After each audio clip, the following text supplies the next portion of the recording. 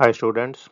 So today we are going to take a detour into conic sections and we are going to discuss the conic section in Cartesian and polar coordinates. Now we have been using conic sections in this course specifically in the space mechanics parts, and some students have opined that they are not familiar with this polar coordinate system. They have studied conics only in the Cartesian coordinate.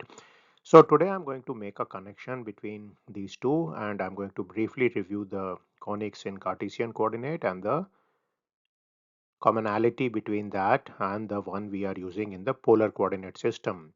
So this is lecture 62 on our course and I'm Dr. Ranjan Ganguly. Now, as most of you know from your studies in high school and college, the conic sections are essentially four sets of curves. The simplest one is the circle, then we have the ellipse, then we have the parabola, and then we have the hyperbola. Now, most of us through coordinate geometry and geometry are familiar with the circle. So the equation of the circle is simply x square plus y square equals r square, where r is the radius of the circle. Now, when we try to generalize the circle, we actually come to what is known as the ellipse. And in this case, the equation has the form x square by a1 square plus y square by b1 square equal to 1. So this is the equation of the ellipse, and a1 here is known as the semi-major axis and b1 is known as the semi-minor axis. Now next we go to the parabola, and in the parabola the simplest equation you can get is y square is 4a1x. You can clearly see the parabola actually passes through x is 0 for this simple case. And the final equation we get is the hyperbola, and the hyperbola is essentially a set of two curves. The difference between the parabola and the hyperbola is the hyperbola typically opens out with a larger face here, and the equation for the hyperbola is x square by a1 square minus y square by b1 square equals 1. So here you have a negative sign and in the ellipse you have a positive sign. Now, one of the things you will understand if you work on conics for a long time is that what happens is that the eccentricity of the circle is 0, and then you come to the ellipse where eccentricity varies from 0 to 1. The parabola, it is exactly equal to 1, and for the hyperbola it is greater than 1. So the eccentricity is actually a measure of how much you have deviated from the circle. So you can think of E at 0 here in the circle. As it just rises from 0, it starts becoming an ellipse, and at the point where it reaches 1, it morphs into the parabola, and once it becomes greater than 1, it becomes the hyperbola. So essentially we will see that there is a general equation which governs the conic section, and depending on the value of that parameter E, you are going to have different shape of these curves or different manifestations of that equation in the real world.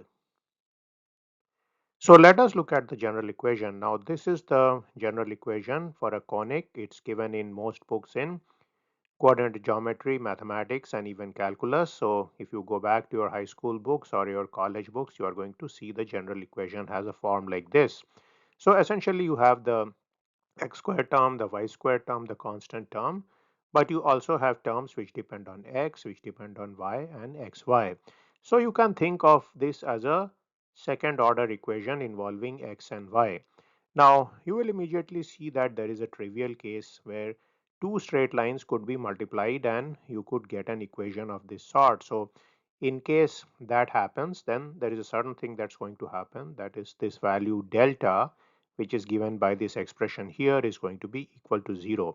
So that's a kind of degenerate case for the conic, that delta is 0 and you get a pair of straight lines. Now what is of more interest to us are these four cases here where delta is not equal to 0, and depending on the value of h, whether h is 0, h square is ab, h square is less than ab, h square is greater than ab, you get the circle, you get the parabola, you get the ellipse, and you get the hyperbola. So we are going to look at all these equations or these special cases one by one. What is of great interest, of course, is that there is one equation which essentially represents all the conic sections. So that's something which is very interesting and which you can keep in mind. Now let's start with the simplest case first, which is the circle. Now by definition, for a circle, delta should not be 0, a should be b, and h is 0. So let's take the simplest equation we have for the circle, which is centered at 0, 0. So at that particular point, if we have a center, then the equation of the circle is x square plus y square equals r square. Now let us compare this equation with the general equation for the conic. So we immediately see that a is 1, h is 0, b is 1, g is 0, f is 0, and c is minus r square. So I take this r square to the left hand side and I get c is minus r square. Now once I look at this, I can immediately write the value of delta.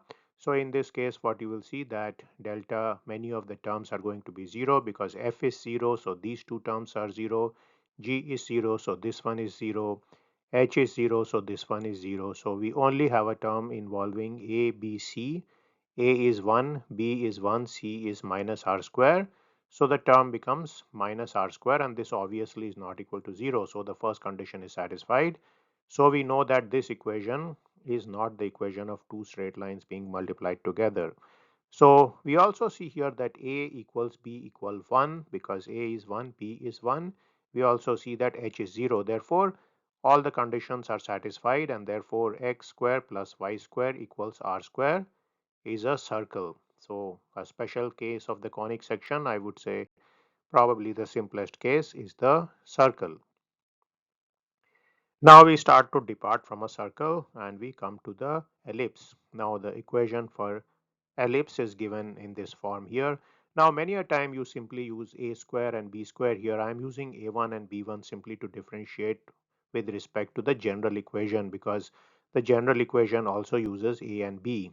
So we just use a1 for the semi major axis and b1 for the semi minor axis. So now for the ellipse, based on coordinate geometry, we know that delta should not be 0 and h square is less than ab. So let's compare the general equation for the conic with the ellipse equation. So to do that, I immediately get a equals 1 by a1 square.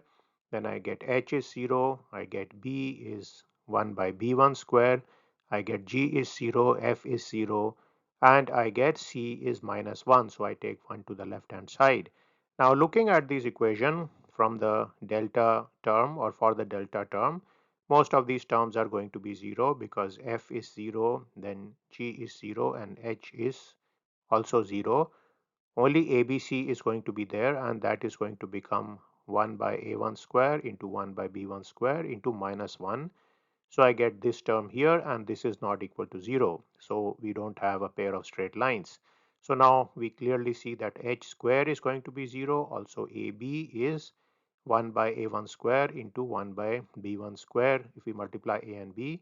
Therefore, I clearly see that h square is less than ab because ab obviously is a positive number because a1 and b1 are geometric values as far as this figure is concerned, and therefore these are positive numbers. So this equation essentially represents an ellipse.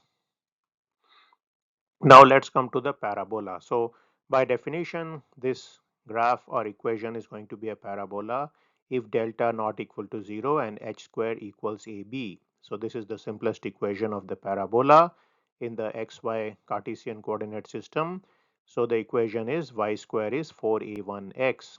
Now comparing these two equations here, the general conic with the parabola, I get a is 0, h is 0, b is 1. So b is the coefficient of y square. G is minus 2a1. So I take this to the left hand side. So this becomes minus 4a. So 2g equals minus 4a. That gives me g is minus 2a1. And f is 0 and c is 0 also. So there are only two coefficients here which have non-zero values. So what's going to happen in delta again is that most of these terms are going to be 0. So ABC is 0. This term will be 0 because f is 0, f is 0 here. Now this term is going to exist, that is bg square, and that's going to be 1 into 4a1 square, and there's going to be a negative sign. So again, this is the term and this is not equal to 0.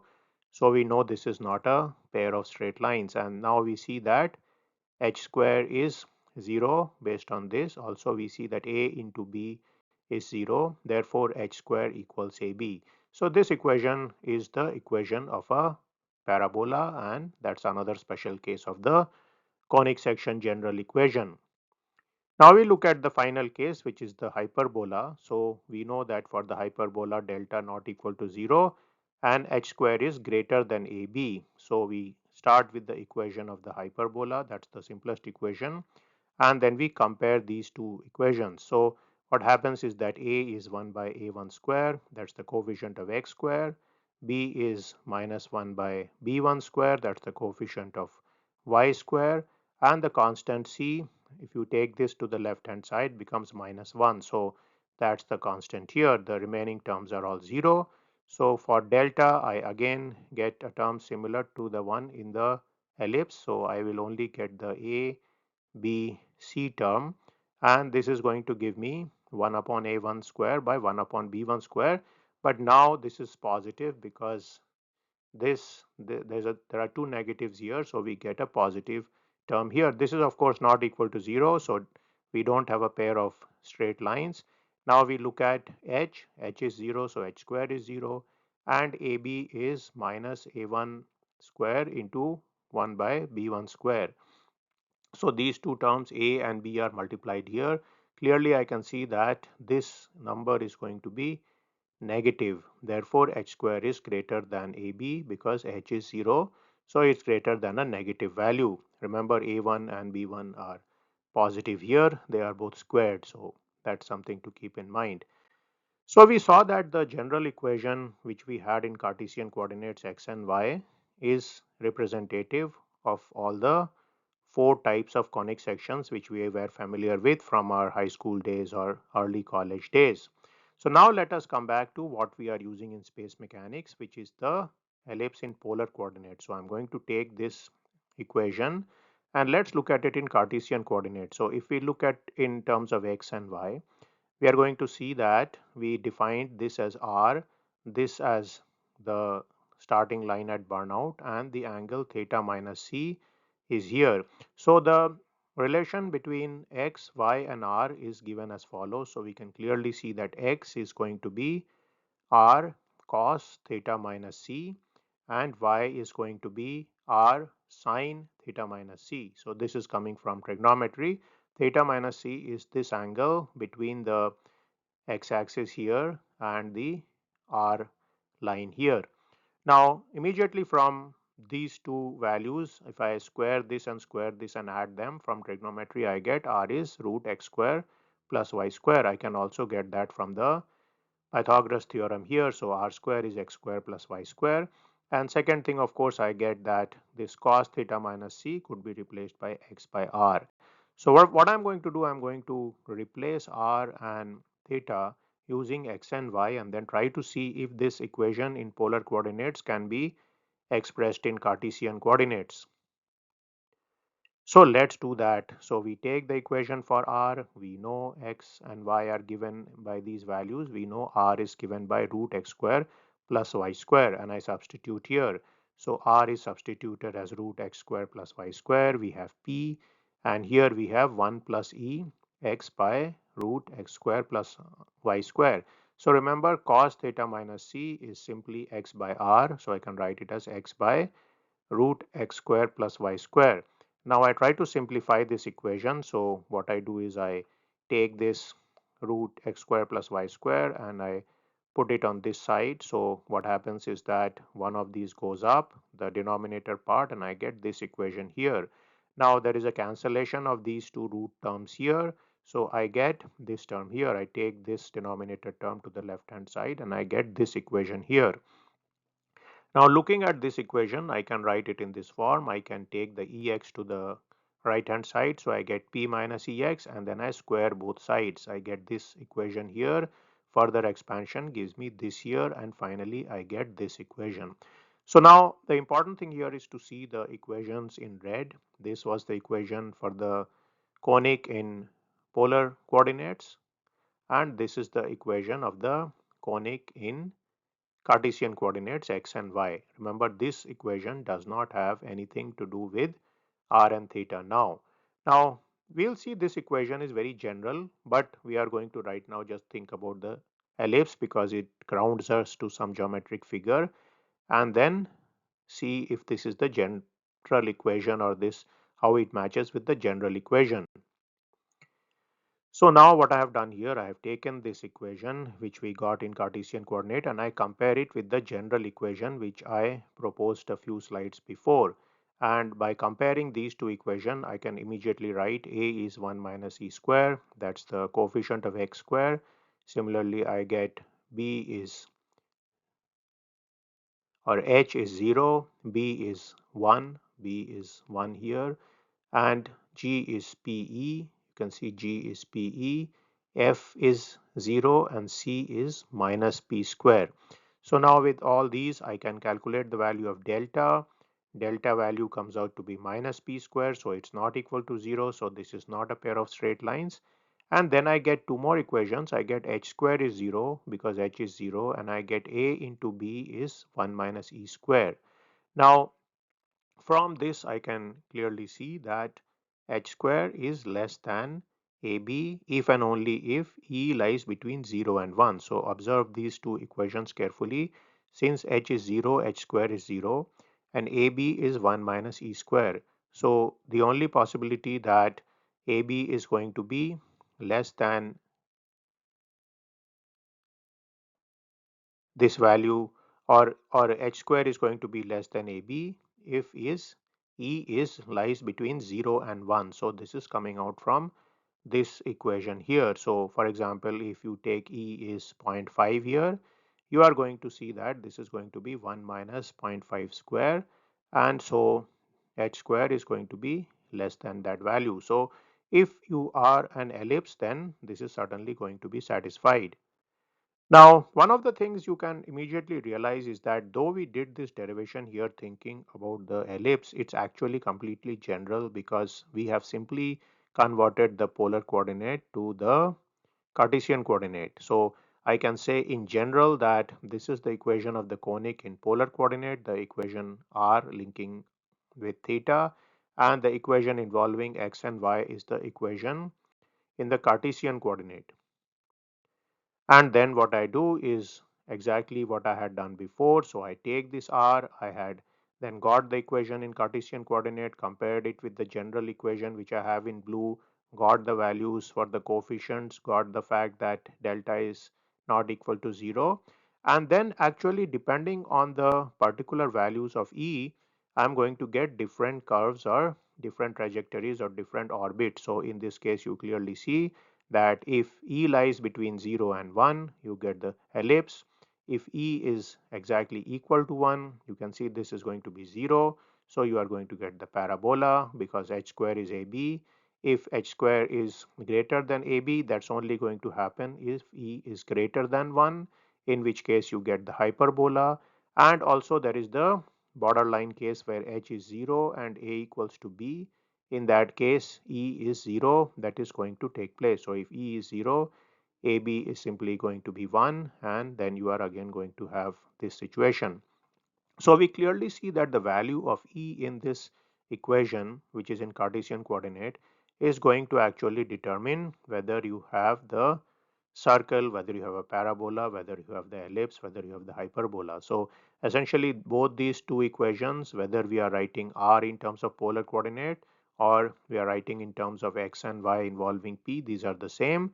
But generally the polar coordinate system is preferred because whenever the earth is concerned, the orbits are concerned, it's easier to deal with r and theta because we are dealing with circular systems everywhere or circle type of systems.